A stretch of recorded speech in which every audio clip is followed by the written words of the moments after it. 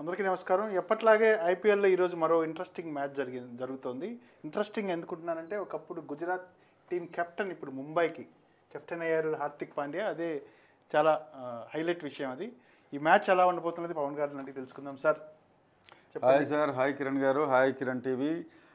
సరే, మన ప్రిడిక్షన్స్ ఏది గెలవబోతుంది అనేది ఎవరూ చెప్పలేరు. అది ప్రిడిక్షన్ అనేది ఎండింగ్ లోపల సింగిల్ లైన్లో చెప్దాము. ఒకవేళ మన ప్రిడిక్షన్ అయితే తిట్టుకోకండి.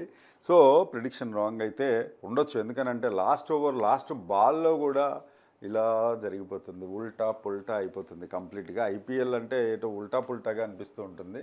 మనం జరిగినవి చెప్పినవి అయితే జరగవు సార్, ఇదైతే క్లియర్.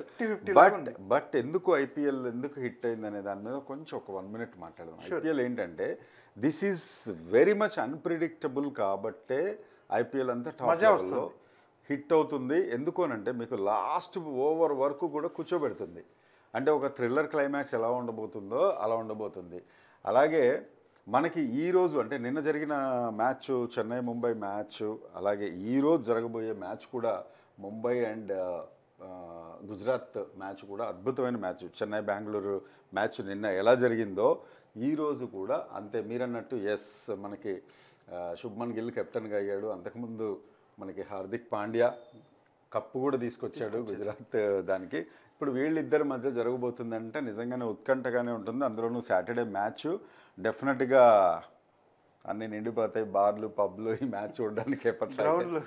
గ్రౌండ్స్ కూడా ఎల్ఈడి స్క్రీన్లు కూడా ఫుల్ ఎంజాయ్ చేస్తూ ఉంటారు. అయితే ఇక్కడ మనం వీళ్ళల్లో టాప్ ప్లేయర్స్ ఒక్కసారి చూద్దాం సార్. గుజరాత్ టీంలో వచ్చేసరికి మనకి అసలు సాయి సుదర్శన్ అండి. అసలు అందరూ శుభ్మన్ గిల్ బాగా క్లిక్ అవుతాడు అనుకున్నాం, కానీ మొన్న match Gujarat match versus Punjab చూసినట్టయితే సాయి సుదర్శన్ అసలు 70+ రన్స్ కొట్టడం, అలాగే శుభ్మన్ గిల్ కూడా బాగానే ఆడాడు, కానీ అతని కెపాసిటీస్ అంతా ఫుల్ స్వింగ్లో లేడని నాకైతే అనిపిస్తుంది. లైక్ పంత్, మనం నిన్న పంత్ గురించి కూడా మాట్లాడుకున్నాము.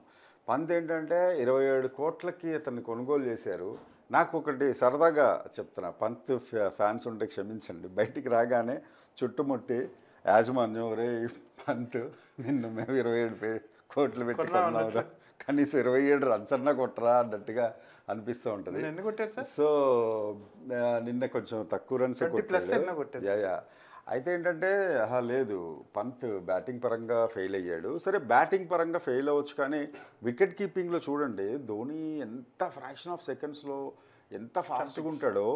పంత్ మరి ఆయన స్టూడెంటే కదా, హ్యాపీగా చేసుకోవచ్చు ఆయనలో. సరే, పంత్ విషయం పక్కన పెడితే ఇప్పుడు సూర్యకుమార్ యాదవ్ కూడా డిసప్పాయింట్ చేస్తున్నాడు.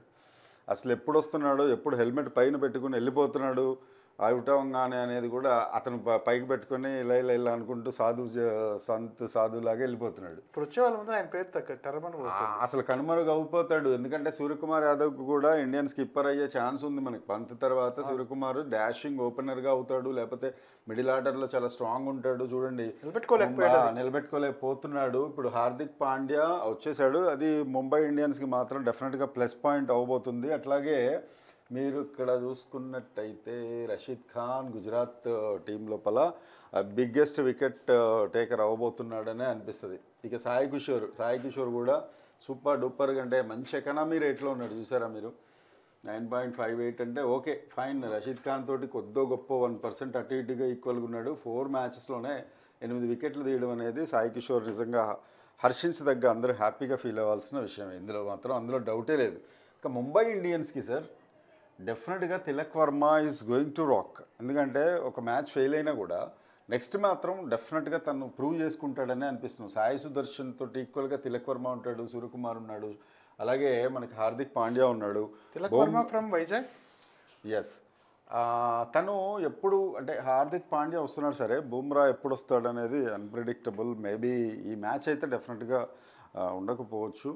ఇంకా మనం గుజరాత్ టీంలో చూసుకున్నట్టయితే స్ట్రాంగ్ ప్లేయర్స్ మనం ముంబై ఆల్రెడీ చెప్పుకున్నాము, చాలా స్ట్రాంగ్ బ్యాటింగ్ ఇది ఉంది. అయితే కొంత బౌలింగ్ కానీ అండ్ అలాగే ఫీల్డింగ్ దగ్గర కానీ తడబడుతున్నారేమో అని అనిపిస్తుంది ముంబై విషయంలో మాత్రం. అయితే గుజరాత్ చూడండి, శుభ్మన్ గిల్ ఇంకా కొంచెం ఇంప్రూవ్ అవ్వాలని అనుకున్నాం మనం. రషీద్ ఖాన్ అయితే డెఫినెట్గా యాజ్ అ వైస్ కెప్టెన్ అవ్వండి, లేకపోతే మంచి బౌలర్గా అవ్వండి, తను టాలెంటెడ్గా ఉన్నాడు. ఏంట్రా ఇంత టాలెంటెడ్గా ఉన్నాను అనేలాగా. Okay fine, he's doing his best అనుకుందాం కాసేపు. సో నెక్స్ట్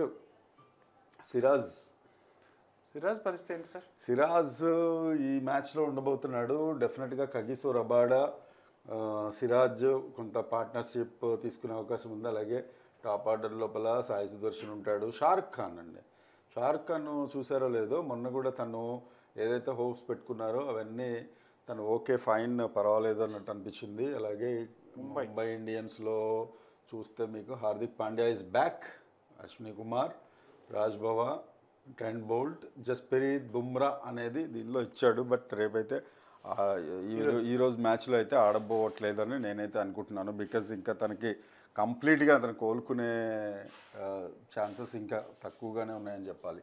సో ఇంకా ప్రిడిక్షన్కి విషయానికి వచ్చేస్తే ఇది కూడా అన్ప్రిడిక్టబుల్, ఎందుకంటే రగిలిపోతున్నారు ఇద్దరు. చెరొక ఓటమితోటి ఉన్నారు. ముంబై ఓటమిలోనే ఉంది, గెలుపు కంపల్సరీ. స్టార్టప్ అనేది ఎవరికి వస్తుంది అనేది ఇందాక చెప్పినట్టు అన్ప్రిడిక్టబుల్లే. బట్ ఎక్కువ ఛాన్సెస్ ఎవరికి ఉన్నాయి అనేది చెప్దాం. పిచ్ పరంగా కావచ్చు, అహ్మదాబాద్లో జరగబోతుంది match, Gujarat versus Mumbai. But నాకు తెలిసి అహ్మదాబాద్లో జరిగినప్పటికీ ముంబైకి ఎక్కువ ఛాన్స్ ఉందని నేను అనుకుంటున్నానండి. ఎందుకంటే ప్లేయర్స్ పరంగా కావచ్చు, అలాగే బౌలింగ్ పరంగా ఇప్పుడు హార్దిక్ వచ్చేసాడు కాబట్టి ఆల్రౌండరు. సో నాకు తెలిసి ముంబైకి ఎక్కువ ఛాన్సెస్ ఉన్నాయని అనుకుంటున్నాను. అంటే మన రోహిత్ శర్మ పరిస్థితి ఏంటి సార్?